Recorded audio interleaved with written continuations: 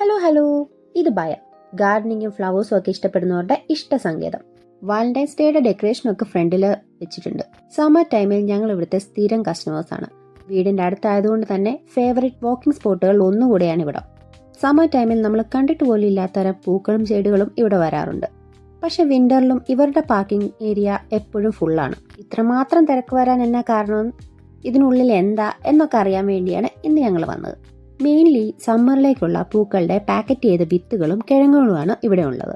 ഈ കിഴങ്ങുകളൊക്കെ ഇപ്പൊ കുഴിച്ചിട്ടാലേ സമ്മർ ആകുമ്പോഴത്തേക്ക് പൂക്കളാവത്തുള്ളൂ. തുളിപ്സിന് വേണ്ടി തന്നെ ഒരു വലിയ ഏരിയ അവർ അറേഞ്ച് ചെയ്തിട്ടുണ്ട്.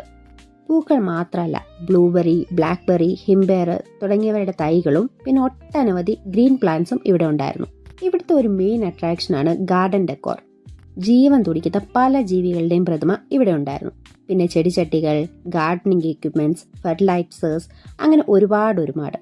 സമ്മർ ആവുമ്പോൾ ഇവിടെ മൊത്തത്തിൽ വേറൊരു വൈബാക്കാനുള്ള എല്ലാം ഇവിടെ ഒരുക്കിയിട്ടുണ്ട്. ഞങ്ങളിതേ ഈ ഒരു ചെടി എടുത്തു.